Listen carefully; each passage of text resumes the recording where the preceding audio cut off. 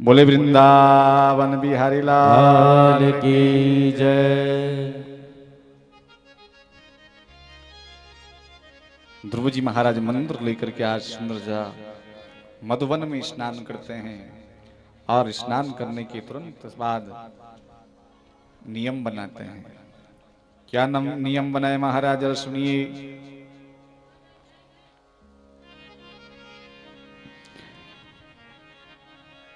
त्रिरात्रांते त्रिरात्रांते कपितवदरासनः आत्मवृत्त्यानुसारेण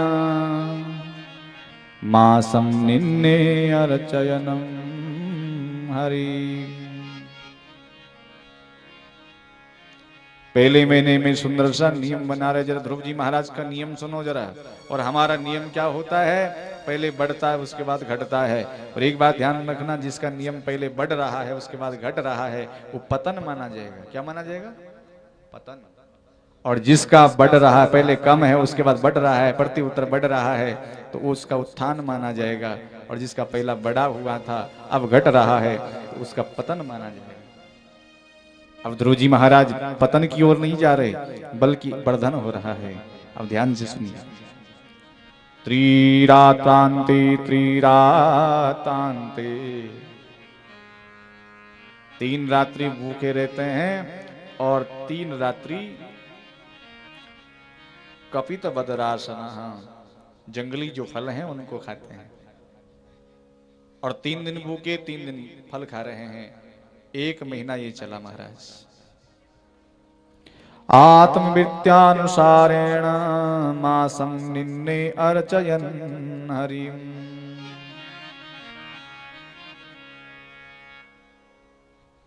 आत्मवृत्त हो गए और भगवान का ध्यान कर रहे हैं। 1 महीना पूरा हुआ, अब दूसरा महीना प्रारंभ होने वाला है। ध्रुव जी महाराज को लगा कि इतने से काम नहीं चलने वाला, अब थोड़ा सा मैं और नियम बढ़ाता हूं। प्रति उत्तर बढ़ाते चलो। आज ध्रुव जी महाराज नियम बढ़ा रहे हैं।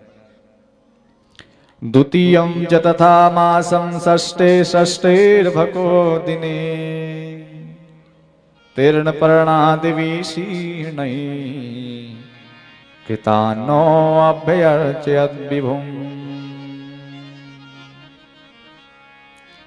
जैसे दूसरा महीना प्रारंभ हुआ तो 6 दिन महाराज घास फात खाते हैं, फल छोड़ दिया। ध्यान दो ना, भक्ति कैसे हो हमारी। प्रतिक्षण जो विलासकारी हो, वर्धनकारी हो, तब भगवान मिलेंगे। और किसी आप आज कथा सुनने आए, आपने सुना कि भगवान का भजन करना चाहिए।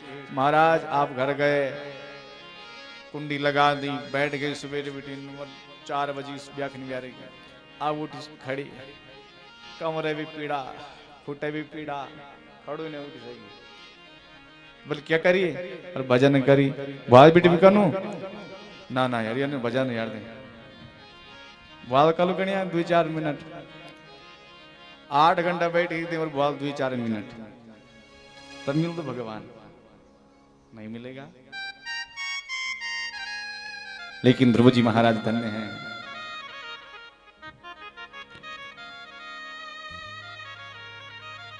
घास खाना प्रारंभ कर दिया और 6 दिन केवल भूखे रहते हैं और 6 दिन घास पात खाते हैं।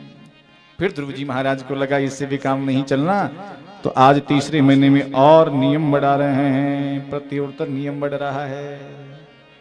तृतीयं चानयन् मासं नवमे नवमे हनि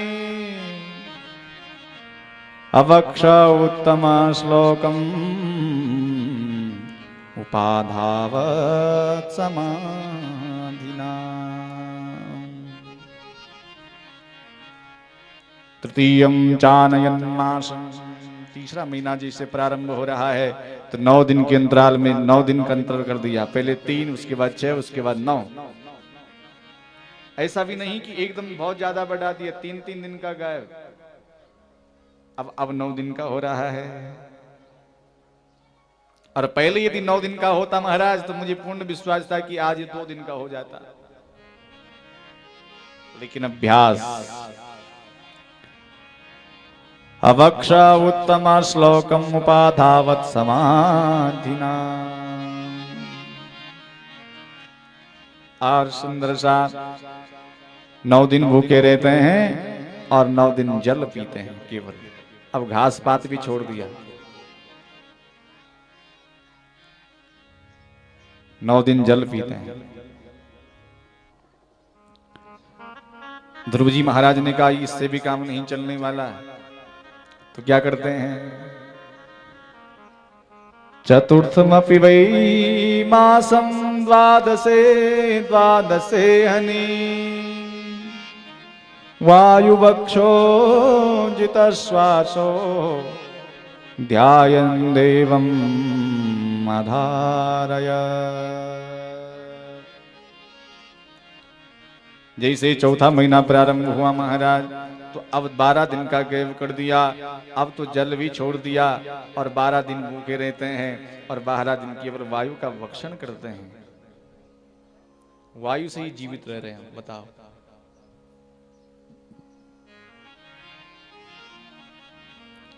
ध्रुव जी महाराज धीरे धीरे प्राणों को अब जीतना प्रारंभ कर रहे हैं।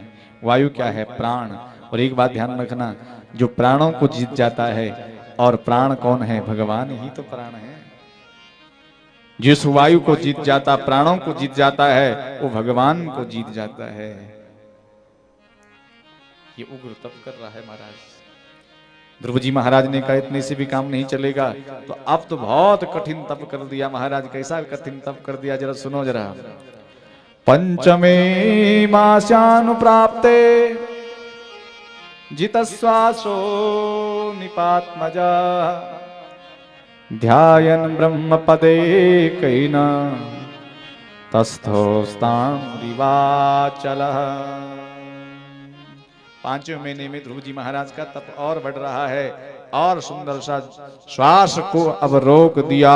न बाहर ले रहे हैं न अंदर ले रहे हैं, श्वास को रोक दिया और एक पैर के एक अंगूठी पर खड़े हो गए और भगवान का ध्यान कर रहे हैं।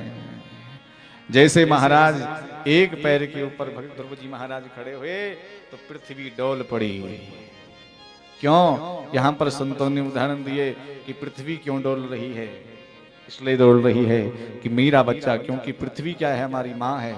और माँ जब बच्चे को देखती कि कष्ट में है तो क्या करती है बताओ? लोरी गाती कि नहीं गाती है? कन कन लोरी गाता हूं। ओ निंदक की बारी बोल दी तेरी वेदिनी गारी। ओ निंदक की बारी तेरी वेदिनी गारी। यानी बच्चों को आराम मिल जाता है। तो महाराज संत कह रहे हैं कि ध्रुव जी भगवान का भजन कर रहा है, अब उसको कोई कष्ट न हो तो पृथ्वी डोल रही है। मानो अपने बच्चे को सुंदर सा कोई कष्ट ना हो ध्रुव जी को, ऐसी सुंदर सा मांधरा डोल रही है।